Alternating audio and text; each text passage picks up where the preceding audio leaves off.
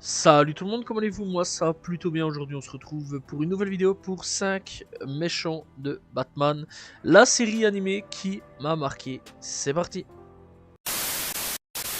On commence donc avec une femme et on commence avec Poison Ivy. Poison Ivy donc c'est donc criminelle de Gotham. Alors particularité c'est qu'elle est une méta-humain, elle peut donc contrôler les végétaux et s'en servir pour commettre donc ses méfaits. Ça c'est quand même assez fou, hein. Vraiment c'est une particularité assez fou. Et en plus de ça donc avec ses plantes, eh bien elle peut empoisonner. Ouais, ça c'est quand même assez fou.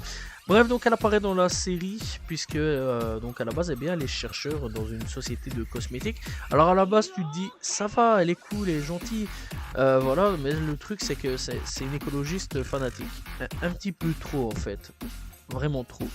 Elle s'opposa donc farouchement au projet du procureur donc Harvey Dent, visant la construction d'une prison à l'endroit où poussait une espèce de rose très rare. Elle sauva la dernière fleur in extremis avant le début des travaux et jura donc de faire payer à Dent. Sauf que quelques années plus tard, elle met le grappin dessus, voilà, elle se met avec. Et elle essaye en gros de buter en l'empoisonnant discrètement. Toutefois, Batman, elle la soupçonne un peu de vouloir faire des trucs un petit peu chelous et vouloir donc quand même récupérer l'antidote. Mais le truc, c'est qu'elle révélation, en gros, c'est une méta humaine, hein, voilà, elle peut contrôler les végétaux et en faire des terribles armes, des monstres, des trucs qui peuvent te bouffer. Voilà, après tout ça, donc elle est incarcérée donc à l'asile d'Arkham et bon, elle s'échappera, elle reviendra, elle s'échappera, elle reviendra. D'ailleurs, donc elle se liera d'amitié avec Harley Quinn quelques années plus tard, mais ça c'est vraiment plus tard. Eh bien, elle se mettra en couple avec, mais ça c'est pas dans la série par contre. Ça c'est dans d'autres trucs. Voilà, dans la série, c'est juste pote à la base. C'est quelques années après, donc elle se mettra en couple avec. Sinon, dans l'ensemble, donc elle apparaîtra donc dans Batman, la série animée, dans donc les nouvelles aventures de Batman, dans Gotham Girl, Static Shock et donc la Ligue des Justiciers. Voilà, et d'ailleurs dans la Ligue des Justiciers, elle est complètement lobotomisée et elle n'éprouve plus aucun sentiment meurtrier, même lorsque Flash cueille une fleur et lui tend. Voilà, et voilà quoi. Dans l'ensemble, Poison Ivy, c'est un bon personnage, mais qui malheureusement a eu une fin un petit peu tragique. On va pas se mentir là-dessus. Pour le deuxième personnage, on va parler de Double Face, aka Harvey Dent. Voilà, Harvey Dent, donc qui est à la base pas du tout un méchant. Voilà, lui il est là depuis pas mal de petits temps. Il est là dans la série. Bonjour, au revoir, comment ça va, tout va bien. Voilà, il est là, il est présent. C'est même un pote donc direct de Bruce Wayne, vraiment un très très bon ami hein, de Bruce Wayne. Sauf que il va arriver plein de trucs, hein, vraiment chez lui ça va être assez fou. Déjà d'avance donc c'est un procureur de Gotham, voilà, et ami de Bruce Wayne. Harvey donc est une personnalité éminente de la ville. Lors de la cavale contre Batman, il témoigne au maire Hamilton Hill, au commissaire Gordon et Harvey Bullock son enthousiasme à mettre donc le justicier sous les verrous parce que il sait pas trop que c'est son pote.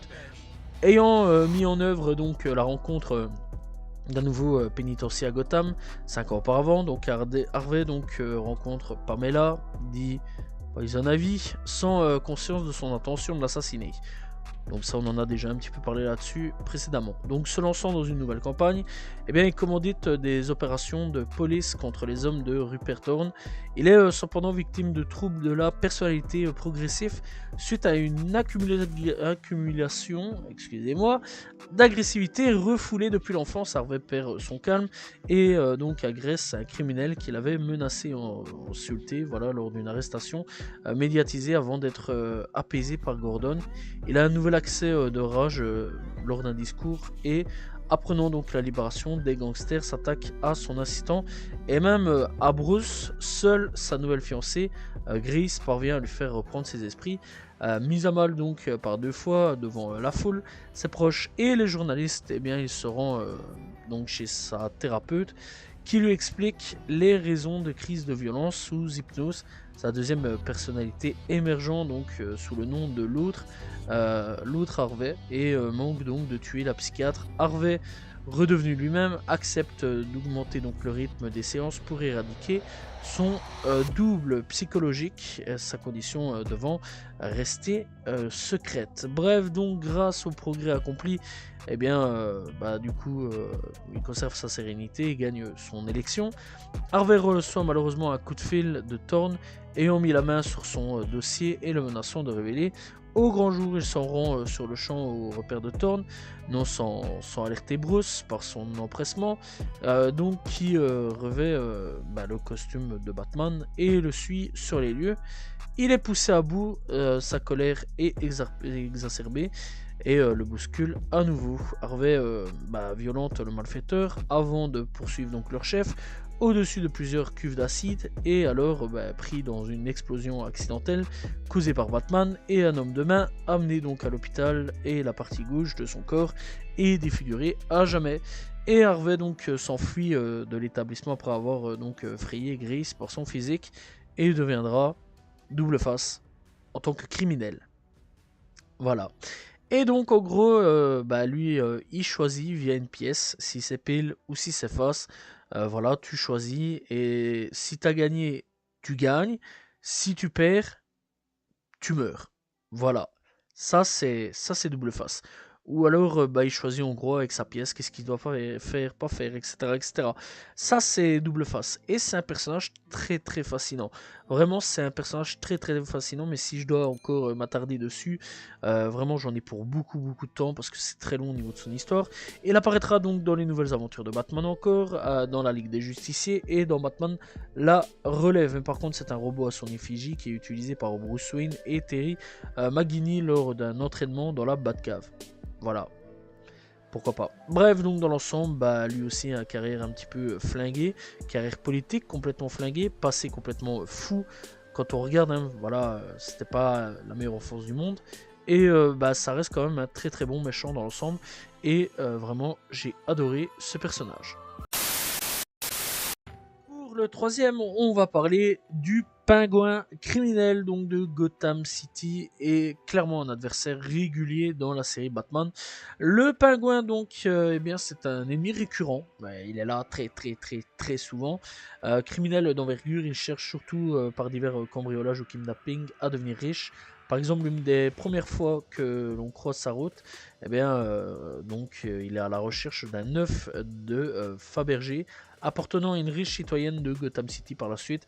C'est toute la ville qu'il s'en prend, qu'il prend en otage, lorsqu'il s'empare de l'hélicoptère militaire construit par l'entreprise Wayne et menaçant de détruire les lieux fréquentés par des civils si la ville ne lui verse pas une rançon. Bref, c'est à peu près ça. Lui c'est un gangster bien vétéran. Lui, il aime bien la guerre, il aime bien tout ça. D'ailleurs, petite particularité vraiment, le gars, c'est qu'il se bat avec un parapluie qui fait des trucs un petit peu chelous, genre des pistolets, ça lance des grenades, ça lance tout ce que tu veux. Son parapluie, c'est tout ce que tu veux. Voilà, c'est un peu un truc de fou, le parapluie. Voilà. C'est un personnage que j'apprécie pas mal. Moi, j'ai bien aimé vraiment ce personnage-là. Assez iconique. Vraiment assez iconique. Par contre, on le retrouvera aussi dans donc, les nouvelles aventures de Batman et la série Batman. Et par contre, il faut savoir, petite particularité, c'est que, dans la série Superman, c'est que son physique changera clairement de Batman à les nouvelles aventures de Batman. Voilà. Et en gros, cette fois-ci, il est devenu un homme d'affaires dans Batman, dans la haute société de Gotham, et il est devenu un homme d'affaires, mais toutefois en poursuivant ses activités criminelles. Voilà, dans l'ensemble. Et vraiment, je trouve dommage. Je trouve qu'ils ont gâché un petit peu le personnage au niveau donc de son physique. Vraiment, je préférais vraiment le premier physique. Il était beaucoup plus effrayant que dans les nouvelles aventures de Batman ou dans Superman la série animée. Voilà, mais dans l'ensemble, c'est quand même un excellent personnage qui vraiment a marqué quand même pas mal d'époques à ce niveau-là. D'ailleurs, ils en ont fait quand même un film. À l'époque, dans Batman Returns, si je me trompe pas, sorti en 92, donc 92, si je me trompe pas là-dessus. Et vraiment, ça a pas mal marqué une époque. Ce personnage-là, il a quand même marqué une grosse époque. Et il est encore présent actuellement, aussi dans les comics, de temps en temps, je pense. Voilà. Bref, donc, dans l'ensemble, c'est vrai quand même qu'il m'a beaucoup marqué. Pour le quatrième perso, on va parler de Mr. Freeze, qui, vraiment, j'apprécie beaucoup ce personnage-là. J'apprécie énormément ce personnage-là. Alors lui, petite particularité, c'est que lui, le gars, il se bat avec, en gros, des pouvoirs réfrigérants. Il a la capacité d'avoir des pistolets qui peuvent te refroidir, etc. Bref, le gars a la capacité du froid, il l'a. Il l'a vraiment, il n'a pas peur du froid, que du contraire. Alors lui, petite particularité, c'est qu'à la base, eh bien, c'est un prof. Voilà, c'est donc le professeur Victor Friends, qui était un brillant scientifique, spécialiste en cryogénie, qui travaille pour l'entreprise God Corp. Le jour où sa femme Nora fut atteinte d'une maladie incurable, eh bien Victor la plaça dans un caisson de cryogénie afin de la maintenir en vie jusqu'à ce que la médecine puisse la guérir. Pour ce faire, donc, il fait, il utilisa secrètement le matériel de la Corp. Peu après, donc, Ferris Boyle, le président de l'entreprise, décida d'interrompre les recherches et Freeze, jugé déficitaire, donc, sans aucun état d'âme, l'homme d'affaires ordonna de débrancher le caisson d'hibernation et s'ensuivit donc une bagarre qui provoqua l'explosion du réservoir de liquide réfrigérant sur le professeur Freeze alors que le corps de sa femme semblait avoir disparu. Le scientifique lui survécut, mais son enveloppe corporelle était devenue entièrement glacée et ne pouvait pas survivre en dessous donc de 0 degrés. Et donc il se fabriqua alors une combinaison maintenant une température adéquate et donc celle-ci deviendra en gros un criminel. Voilà, un an plus tard, Mr. Freeze est né. Voilà, il est de retour bien décidé à se venger de Ferris Boyle. Et pour cela, il est prêt à tout, même à mettre des innocents en danger. Entre-temps, Batman découvre les horreurs des circonstances de son accident. Et décida de combattre contre lui. Voilà, donc il y a eu quelques enrôles. Et lui, entre-temps, son objectif à Mr. Freeze, c'est de trouver ce vaccin pour guérir sa femme. Voilà, c'est tout. Le gars, il n'a pas un but méchant à la base. Il n'a pas du tout un but méchant. Lui, le gars, c'est pas du tout le méchant, comme d'habitude, traumatisé, etc. Ou alors tomber dans des cuves d'acide ou autre. Non, lui, c'est totalement différent. Lui, tout ce qu'il veut, c'est sauver sa femme. Et malheureusement, le médoc, il n'existe pas. Voilà, ça c'est le seul problème. Et s'il y avait eu ce médicament-là, sa femme et lui vivraient encore des jours heureux et Mr. Freeze n'aurait jamais existé. Il apparaîtra donc dans les nouvelles aventures de Batman et dans Batman la relève. Par contre, voilà, c'est quand même assez fou. Après tout ça, dans Batman, je vais pas trop spoiler là-dessus si vous avez jamais vu, mais c'est quand même passé pas mal de petits trucs assez intéressants. Donc voilà, et je vais vous laisser aller checker si vous avez jamais vu. Alors il est apparu aussi dans des films, etc. Ça, il faut quand même le savoir. Voilà, pour ceux qui veulent aller checker. Et au niveau des films, c'était joué par Arnold Schwarzenegger, si je me trompe pas. Voilà, et donc dans l'ensemble, ouais, c'est quand même, par contre, au niveau des animés, un bien meilleur personnage que dans le film. Bien sûr que je gardais le meilleur pour la fin, et c'est bien sûr le Joker. Alors le Joker, c'est un personnage récurrent, l'ennemi juré de Batman, et plus que récurrent, voilà, c'est vraiment le perso qui est là de A à Z dans la série Batman. Voilà, même dans les films, il est iconique. Dans tout ce que tu veux, le Joker, t'es obligé. T'as Batman, t'as Joker. C'est pratiquement obligé. À un moment ou à un autre, il est toujours là. Donc le Joker, c'est un personnage qui est là, qui affronte beaucoup Batman. Énormément d'ailleurs Batman. Et met beaucoup Gotham City à genoux, bien souvent. Le gars il fait des allers-retours à l'asile d'Arkham. D'ailleurs, tellement de retours à l'asile d'Arkham qu'il en a rendu une complètement folle. Harleen Quinzel dit Harley Quinn. Harley Quinn qui est donc son second, qui est aussi un personnage féminin, qui elle par contre est complètement réservée à la série Batman à la base des bases. Elle est créée totalement depuis la série Batman. Sinon à la base des bases, elle a absolument rien à voir. Elle fait pas partie des comics, que dalle. Elle elle sera introduite dans Batman la série, voilà, et elle est engagée comme psychiatre dans l'asile d'Arkham. et fera donc un duo monstrueux avec Joker. Et ces deux-là, hein, je vais vous dire quand même, c'est quand même assez fou, c'est quand même des personnages très importants dans l'univers de Batman, et vraiment très importants. C'est des personnages vraiment qui foutront tout le temps le bordel l'un comme l'autre dans la vie de Batman. Voilà. À un moment ou à un autre, ils seront toujours confrontés à Batman, ou alors Batman sera toujours confronté à Joker ou à Harley. C'est des personnages complémentaires, hein. Voilà, il n'y a pas d'autre choix à dire là-dessus, il n'y a pas d'autre chose à dire là-dessus non plus. Il apparaîtra donc dans la série Batman, donc dans aussi le film, voilà, contre le fantôme masqué. La série Superman, ouais, il a réussi à même rentrer là. Dans New Batman Adventure, d'ailleurs là où le design sera totalement changé. Static Shock, oui, il sera là aussi. La Ligue des Justiciers et dans Batman la relève. Voilà. Bref, du coup, donc c'est un personnage qui, dans les comics, après aussi une classe très importante.